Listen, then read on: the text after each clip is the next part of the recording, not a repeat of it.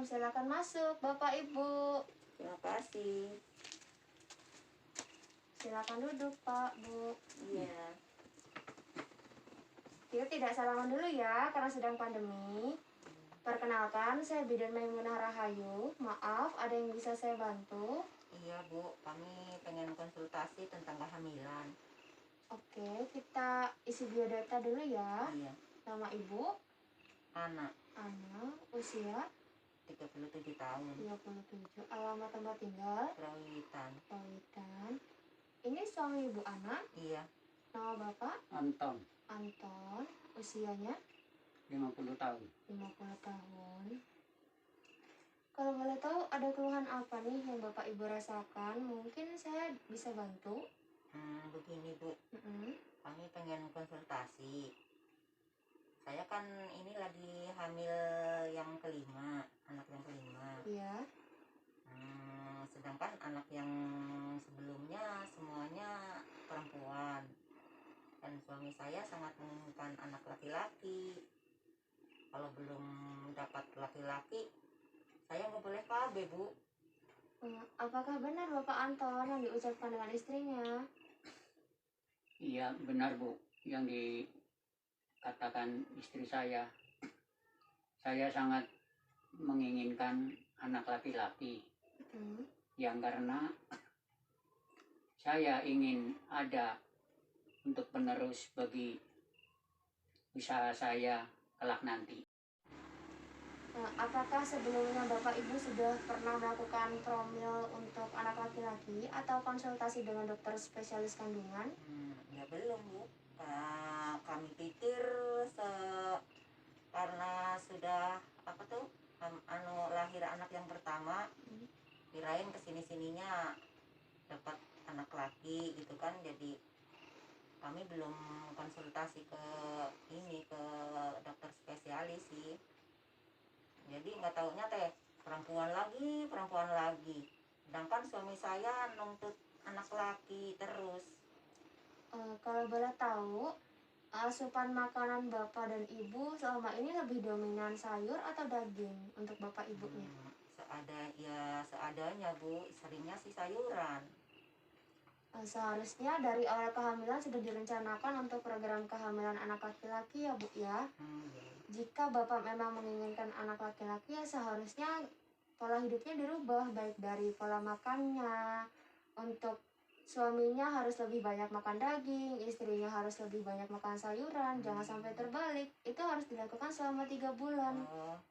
Kemudian pada saat akan melakukan hubungan seks, itu ya membasuh vagina Ibu dengan 1 sendok teh baking soda yang dilarutkan dalam air. Tujuannya untuk apa? Untuk membuat kadar vaginanya ini basah. Jadi saat ejakulasi, sel spermanya lebih mudah masuk ke sel telurnya.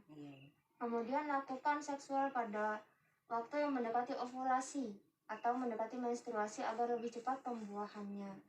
Namun mengingat usia Ibu sekarang yang sudah 37 tahun, benar ya Bu ya? Iya, Ibu sudah lagi hamil lagi. Iya, Ibu sedang hamil lagi. Itu sebenarnya usia yang memiliki potensi tinggi, memiliki resiko yang tinggi Bu untuk melahirkan.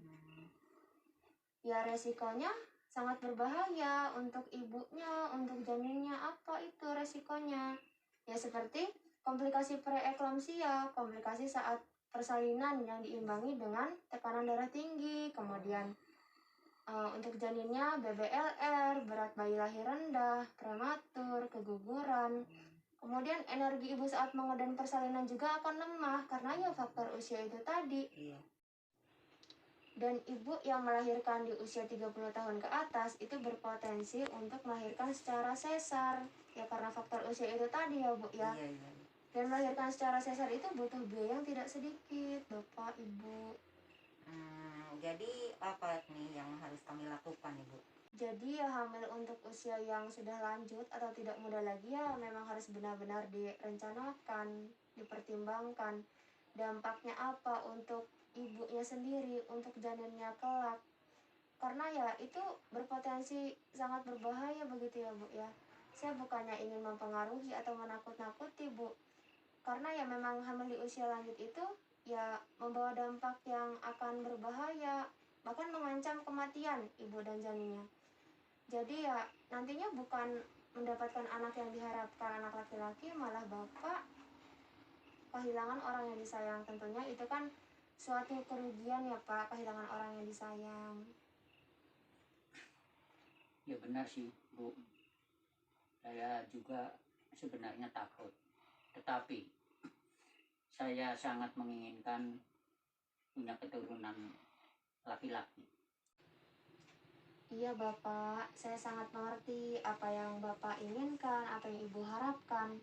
Tapi di sini untuk menghasilkan anak laki-laki itu diperlukan kromosom X dan Y. Apa sih itu? Jadi setiap pasangan, setiap orang ini memiliki kromosom.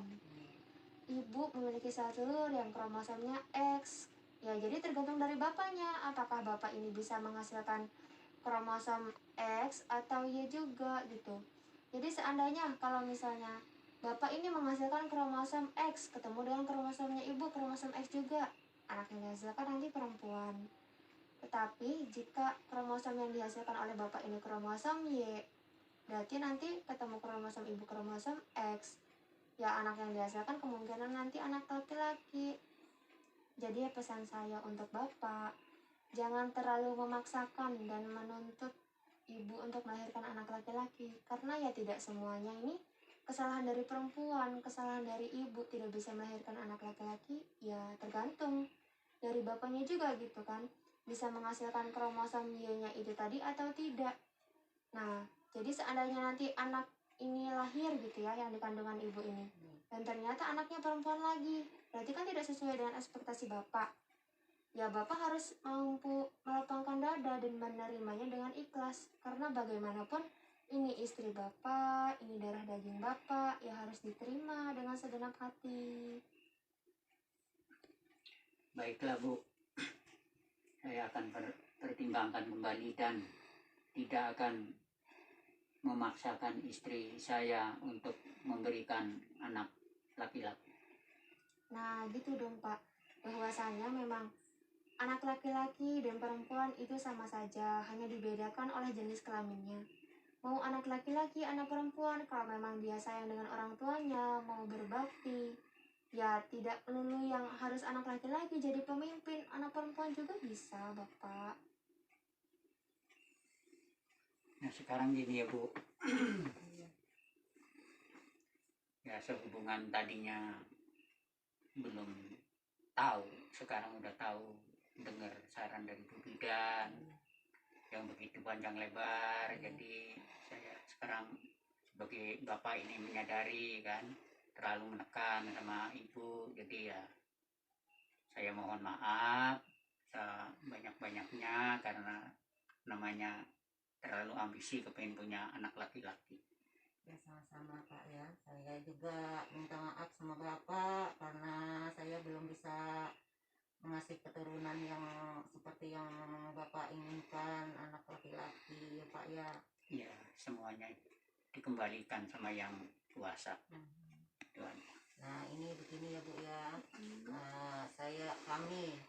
kami sangat berterima kasih atas saran Ibu. Jadi suami saya mendengar saran dari Ibu, dia mengerti dengan keadaan ini. Ya mudah-mudahan yang saya kandung ini anak seperti apa yang dia inginkan. Ya amin Ibu. Ibu juga ya jangan sungkan-sungkan kalau mau konsultasi atau bercerita, ya boleh mampir ke sini lagi. Terima kasih. Nah, ini kami mohon maaf dan permisi ya Bu ya. Iya Ibu. Mari Pak. Ayo. Hati-hati Assalamualaikum Ibu. Bu. Waalaikumsalam.